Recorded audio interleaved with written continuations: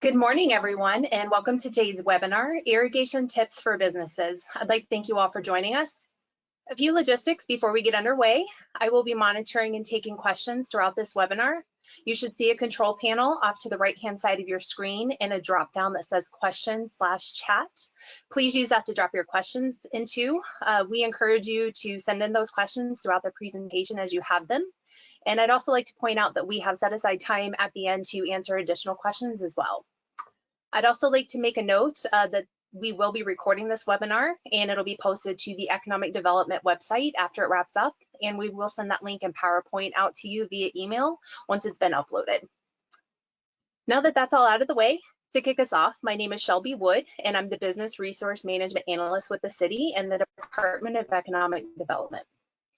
We recognize the tremendous impact that COVID-19 has had on our business community over the last year, and we've been working to develop these virtual trainings to help support and remain connected with you and your business. In the coming months, we'll be hosting a variety of additional webinars on these city-specific topics. If you missed our first one last month, we did one on City Resources 101, and it is currently posted on that ED website. But in the coming months, we'll also be highlighting additional topics such as sustainability and homelessness. We've also partnered with the North Metro Small Business Development Center to host a variety of topics more geared towards your business on those things such as marketing and financials.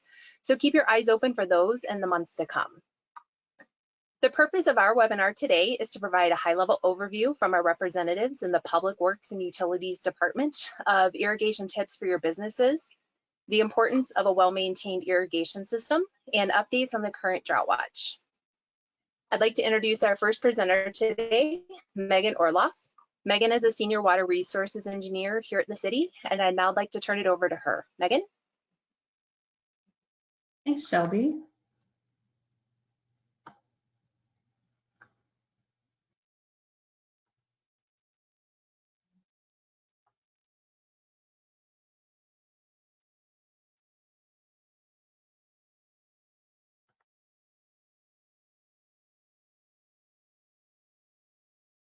There we go, a little bit of slide delays. All right, so just a quick bit of background about myself. For the City, I do water supply planning. I facilitate our drought management and drought planning, and I am the project manager for water supply capital improvements. And speaking after me will be Brett Eastberg, and he is our reclaim user training and point of contact. He's our long-term system planning for the reclaim system, and he handles day-to-day operations. He is also side hustle irrigation contractor, and he has been for a very long time. So he's very knowledgeable, and really glad that he can be here today to speak with you all.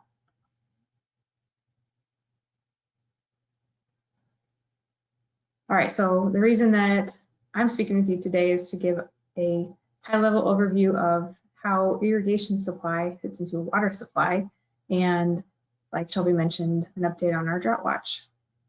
Both potable and reclaimed water are an important part of our city's water supply, and I'll give you an idea of how that fits overall into our system, and then we'll talk about current conditions.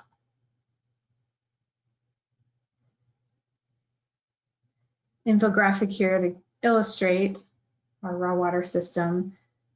All of the water that Westminster uses originates on the Continental Divide, mostly on the east slope, a little on the west slope, but all of it originates as snowpack.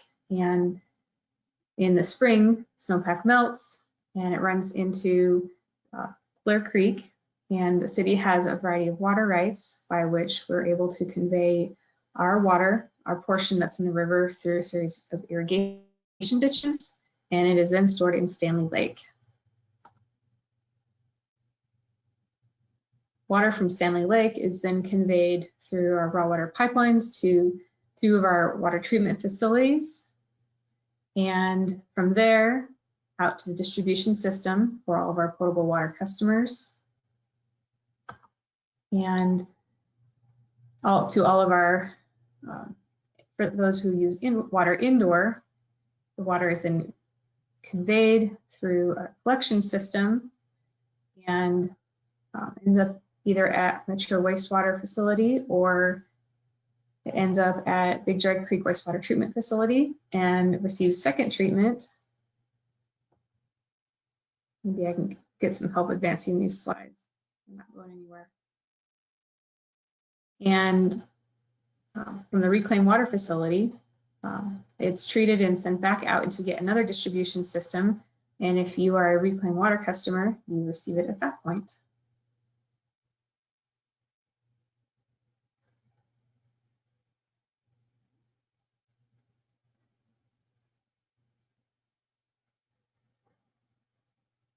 Well, I'll just keep going until these slides eventually catch up with us.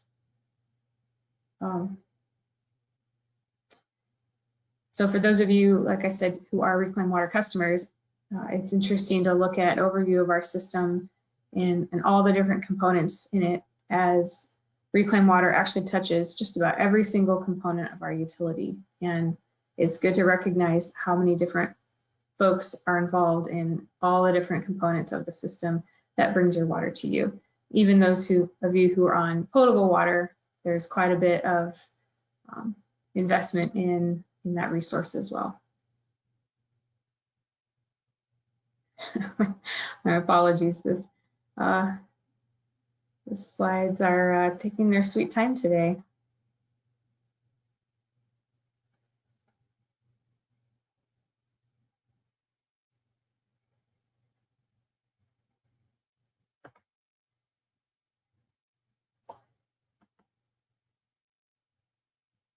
All right, here we go. So as I mentioned, all the different components of our system and just everything that it takes to bring water to you. Okay, we mentioned drought watch. So the city declared drought watch in March, as Water Resources has been keeping a close eye on the statewide drought condition. We have been communicating the fact that soil moisture content is well below average. Snowpack is below average. It's even worse on the west slope than on the east. Stream flows are below average, and we'll be watching those as spring runoff approaches. And long-term forecasts indicate that these dry conditions are going to continue through the summer. Soil moisture in particular is of note because even when there is an adequate snowpack, the soil moisture tends to, or the deficit thereof, tends to absorb quite a lot of the water that melts from the snow. And so very dry soils can greatly reduce the amount of water that runs off into the rivers, which means less water for us to store in our storage in Stanley Lake. Therefore, the point of drought watch is a state of voluntary conservation, so there's no mandatory restrictions associated with it. And we are asking for all of our residents and our business partners to help us contribute to saving water and being wise with the water that we do use. We would ask that irrigation happens no more than 3 days a week, and that would be ramping up towards the heat of the summer. Especially at this time of the year, definitely 3 days are probably not needed, but 3 days should be adequate even in the hottest parts of the year.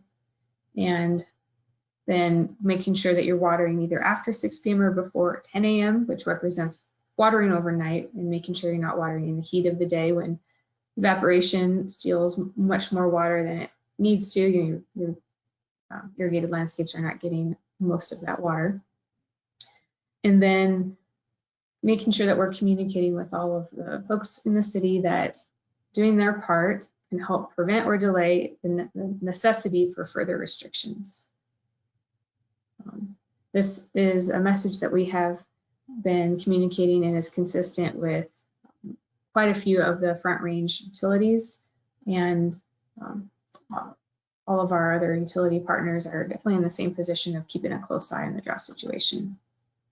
So when we sum it up, drought reduces our storage in Stanley Lake, and also on the other side, it means that hot, dry conditions increase the evapotranspiration needs of our landscape and irrigated areas. So we have less supply and more demand, which puts a strain on the system. But voluntary conservation and wise water use help protect our water supply.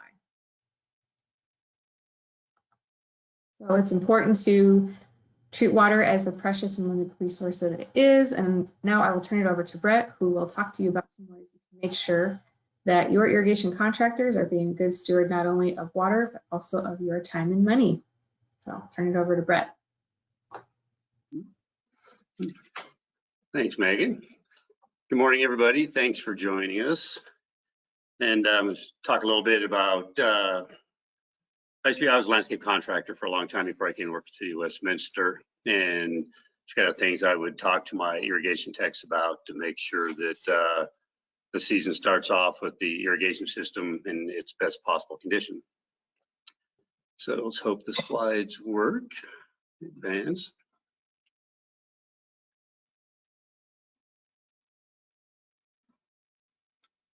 No, we'll keep going. It's important to start the year off right with your irrigation, the heads, plumb, spraying, the hitting the target area turf, annuals, perennials, or whatever. I would always have my guys go through and check on your start time of your controller, remove all of the old programs on there, because sometimes from the year before, or even especially if you were a new contractor to the site, you don't really know it. So you remove all the old programs for any establishment for sod or whatever, because if you just go and turn the clock on in the spring, when you get the water going, you could be watering throughout the day and irrigating areas that don't need the water. It's important to replace the battery in the controller, so older style clock, so if the power does go out, that you don't have to reprogram everything. Head sensors and valves, super important to make sure that that they're operating the way they're supposed to be, and make sure they're connected to the controller and they're doing their job. Nozzles, nozzle. A lot of people don't think about nozzles, that they do take a beating from the maintenance companies in the sun, just baking out there, and per manufacturer's recommendations, they should be replaced every 5 years. And not to mention, like I said, there's a lot of new technology out there. The MP rotators down here, they're a slow, a low precip rate, so that you don't have runoff with those. They're great for sloped areas. And same with the this is the Rainbird rotary nozzle, and this is a Toro Precision nozzle. Here's kind of some examples what they look like. Great heads. They've the one on the left, it won product of the year a few years ago. It's a very efficient nozzle.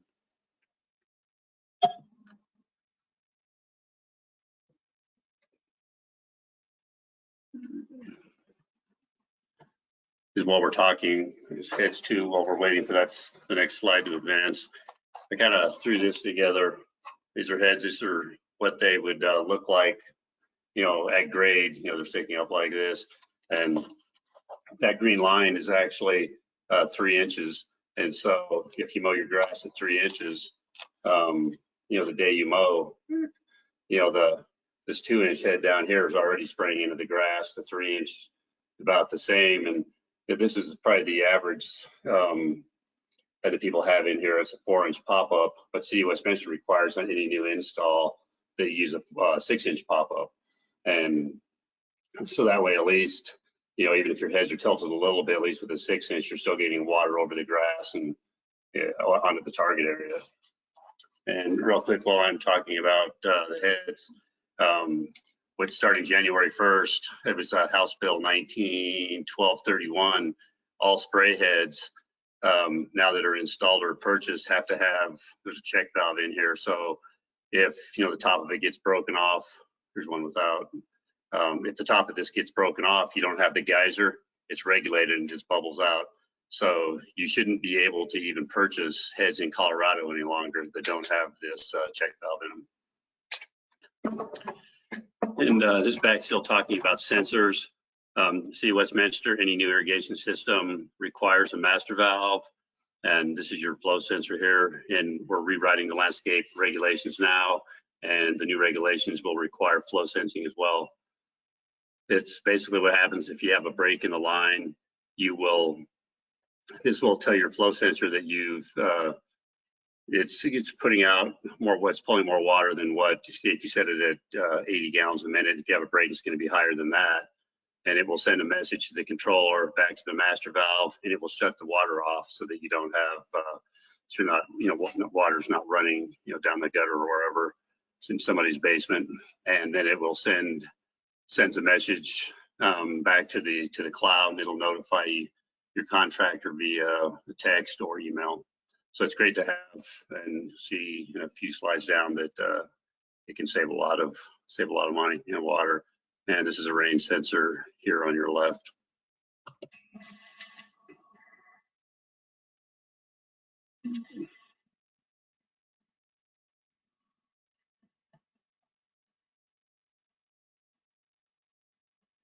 There's just in the field what it looks like. Here's a master valve down the ground. They're installed in valve boxes.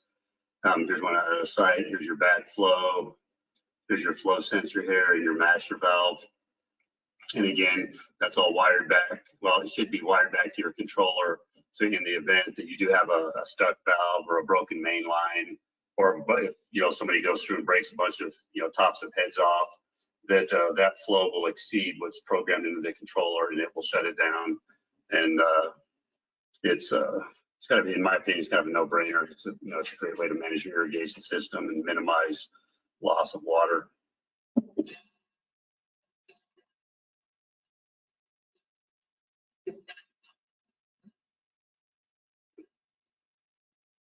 And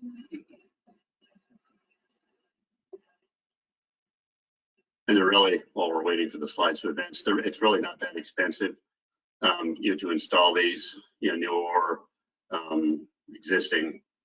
It's usually on a big mainline break, it would pay for itself the first time. It shuts shuts your system down. In rain sensors that make sure that for one, they're pointed in the right direction. That you wouldn't believe driving around town how many of them you see that are hanging down or pointed. This one was pointed to the east.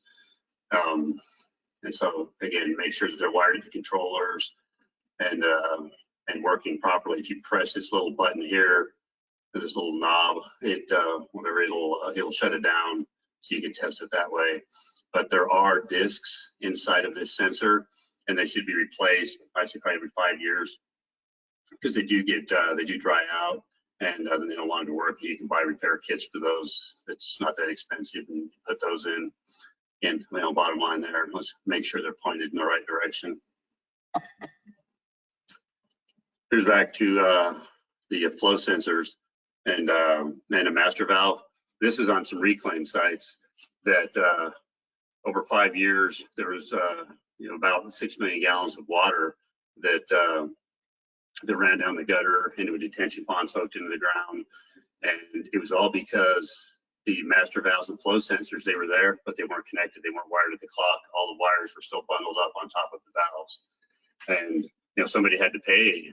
One of the water bills was $20,000, and they did have to pay that.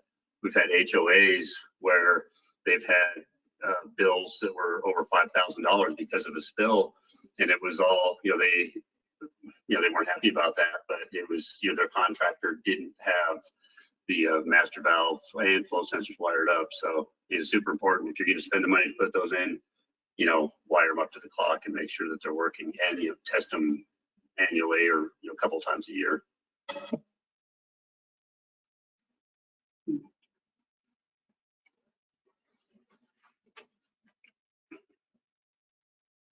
And back to while we're waiting, the costs on those, even because usually the big cost on that is wires if you don't have a wire close by.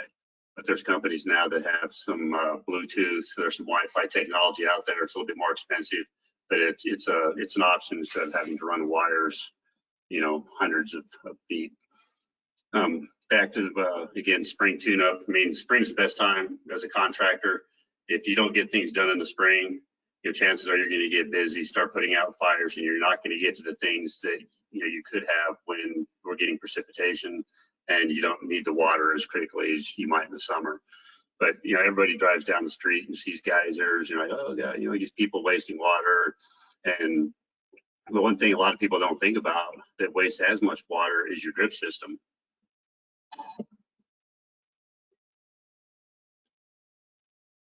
And again, waiting for the slides to advance. Again, with these new heads, with the check valves that are required, you won't have this. Instead of the water spraying up, up in the air street, basically it just bubbles at the ground and prevents the geysers. So this is a snapshot. I was standing above this area drip zone at a strip mall where there was 12 emitters that were watering absolutely nothing. You know, rock, mulch, nothing. A lot of times when plants die, people never, if they don't replace the shrubs, you know, they don't cap off or plug these lines. These are called goof plugs here. They're super cheap. I mean, you can get, you know, a package, you know, there's a dozen in here, and you know, it's $1.25, something like that. But you know, your contractor should be going around, if you're not going to replant these areas, they should be going around plugging these, because you'll see here in a second on the next slide that you know what a big difference this makes. So just this area, there's 12 emitters, and the red is 2 gallon an hour. There's gallons per hour, not gallons per minute. And so just that area I was standing above was 24 gallons per hour that while it ran. You figure on average, if they ran the drip 3 times a week for an hour, it's 180 minutes. You know, if they run for 26 weeks, just that area I was standing above would put down over 1,800 gallons of water just on the rock. And you know, again, that you know, it's real money, it's your money, and that could just, all these drip zones running like that could push you into the next tier, and you know, cost you a lot of money. So again, drip super important. You know, it shouldn't be neglected, because as much water can you be wasted through there as, you know, a broken head running down the street.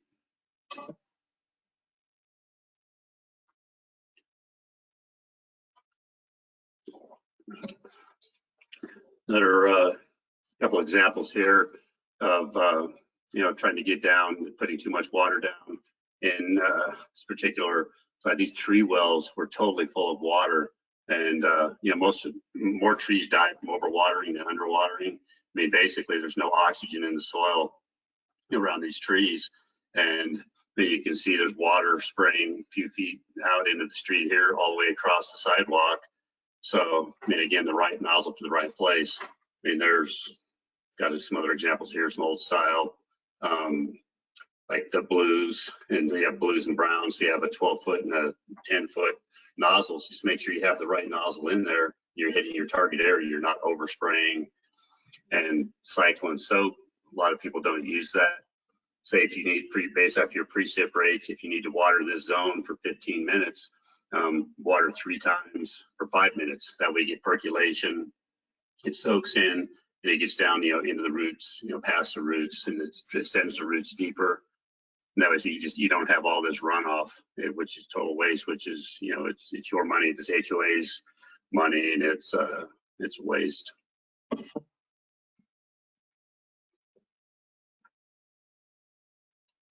And a couple of my comments, first impressions, when I was at a previous position at the city, I went up to a hotel to talk to about some issues with landscaping and water. And yeah, I pulled up, there's water running across the parking lot, there's dead shrubs, dead trees, I mean, there's trash and stuff. I go inside and talk to the manager, and he comes outside, and I told him, I said, if I was looking for a hotel, if I pulled up here and saw the way it looked on the outside, I'd say, well, what's it look like on the inside? And I would go on to the next, you know, another hotel. He looked at me and smiled, and he said, thank you. He said, I never thought about it that way, looked at it that way. And you know, later that summer, when I went through there, it looked, place looked much nicer. The curb appeal definitely went up. Hire certified professionals. It's when I was a landscape contractor, we'd have this cycle of different businesses and HOAs that would hire us every 3 or 4 years. They would hire us, and to get us to come in there, do all the proper pruning, fix their irrigation system, and then they would go back to the low bid. And it was that constant cycle, you know, every few years. And if you just stay with a reputable certified company, then they will, I mean, they'll take better care. I mean, they know what they're doing. Another thing is down here is your contractors, are they managing your irrigation system, or are they managing, you know, their phone and email? They're trying to, you know, put the water down to keep the grass green, so that their phone and email is quiet. I know one thing that people do is global adjustment on a irrigation controller. You have the water budget.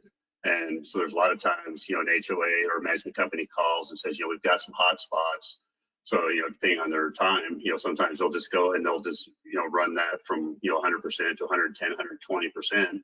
So for a few hot spots on a site, they're overwatering the whole site by 10, 20, 30% just to address a few hot spots instead of addressing the problems. So it's important to, have good people out there taking care of your investment.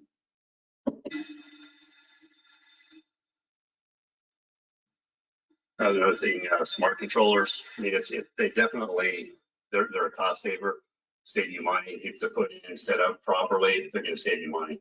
I always tell these people, garbage in, garbage out, because if they're not set up right, it's no different between a $2,000 controller and a $99 controller you can get off the shelf at Home Depot. Because set up right, you've got microclimates around the site. You've got the north, south, east, and west. And I always tell people that the north doesn't need as much as the south, the east doesn't need as much water as the west, and no generic programming, because you'll see that 15 minutes for spray heads, 15 to 20 minutes for spray heads, 30 to 40 minutes for rotors, and a lot of these sites could use maybe a quarter of that, and their grass turf will stay looking good.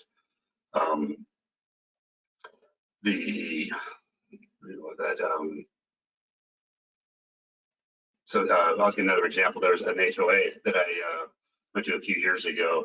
They were concerned about their water bills. So I looked at their clocks, and they had the generic programming in there. Everything was, their spray heads were 20, 30 minutes, each rotors were an hour or whatever. But so I looked at their July average water bills. I looked at the controllers, and I reprogrammed it, and I checked a few months later, and their water bill was about $1,000 less for this one clock and tap, just off me changing the programming and watering it the way it should be. And the other thing, don't start, if you can, just push off irrigation, starting it up until mid-May, because once you start, you got to keep going. And there's a lot of times like now, we don't need, sprinkler systems don't need to be running now, but I've seen them for the last week or so running, and I have some pictures on that as well.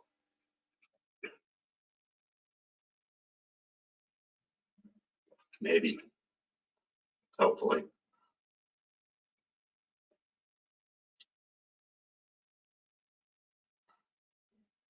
We're still talking, on the microclimates and the generic programming. You can really cut your water window if you're even worried about that, shrinking your water window. I mean, you can really, with proper scheduling, you can shrink, you can reduce your water window by hours sometimes.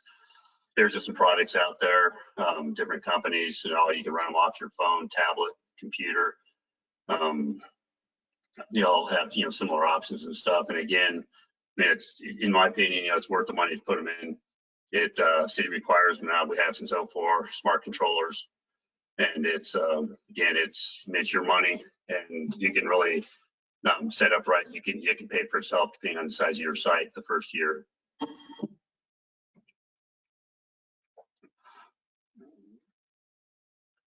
Not to mention too, okay, irrigation, is your site, here's some good examples, is your site being properly managed? I mean, when I was a contractor, you kind of look at the weather and say, okay, it's going to be snowing, so we can shut the controllers off. We don't need to be watering. And so, again, you go shut them down, and if you do need to, irrigate again down a week or so later, then, turn it back on. But you don't need to water when it's snowing. I've got many pictures of sites irrigating during snowstorms. Excuse me, site on the right here again. So you have heads spraying, into the second lane of traffic. And it's a waste of water. It's a hazard if there's a car accident there. I don't know if the HOA would be liable, for an accident because somebody hydroplaned. I don't know. But I mean, again, keep the water on the grass. So again, it's put the right head, the right nozzle for the application there.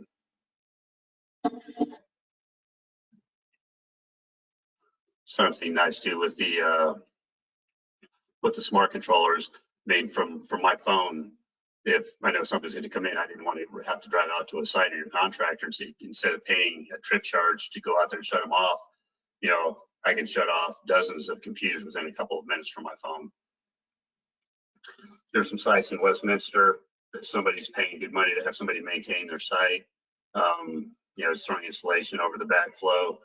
It's kind of proven. There's a study done a few years ago that, you know, a lot of sites pay, you know, $35 to $50 a backflow to have them wrapped in the fall.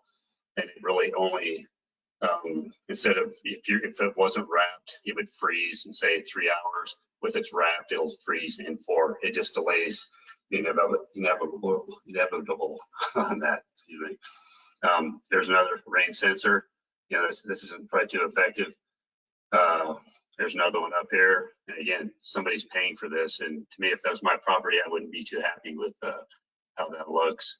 Another example, an indoor controller used outside, you know, plugged in.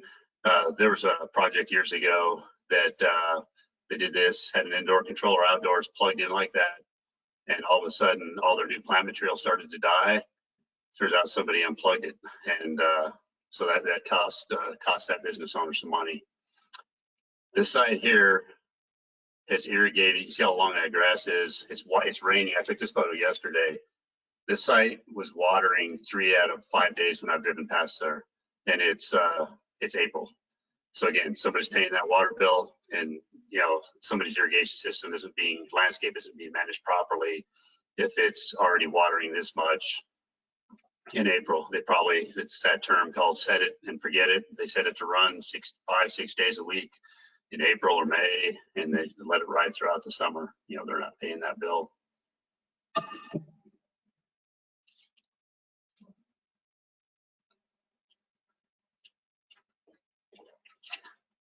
Another example, I went to the store and pulled up, walking by, and I saw this controller open.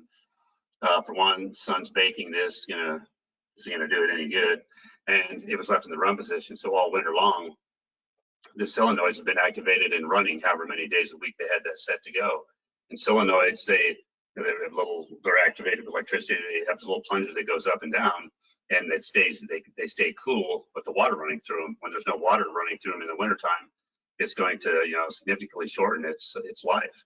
And so, so now, because, the contractor didn't shut it off, it ran all winter, this owner is going to have to be spending more money on solenoids sooner than they should have. And I did shut it off, for the record, after I took my photos.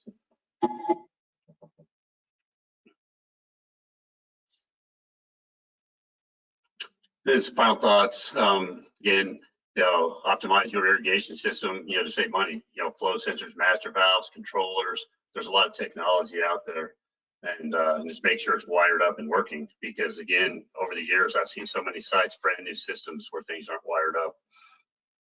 And drip, as I showed in that one slide, I mean, drip can save, letting that run and watering rock, mulch, or whatever, it can cost you a lot of money. And this last comment here, I was talking to a friend of mine, and he was saying he'd been watering, and I asked, well, why are you watering already? And he said, well, he goes, I turned mine on because my neighbor did. So, bottom line there, just because your neighbor turns his on, doesn't mean you need to. And now that brings us to the questions. So if people have any questions. Hi, everybody. Just a reminder, if you have questions, to utilize that chat question box that's in the control panel up to the right-hand side of your screen. If you have those questions, you can drop them in there and ask our staff, Brett and Megan, while we have them on the line. Know that the next slide will also contain their contact information, and you are more than welcome to reach out to them. If you are viewing this recording live at any point later, if you come up with questions, or if you're viewing it after it's recorded, know that you can always reach out to these folks with those questions you have as you come across them.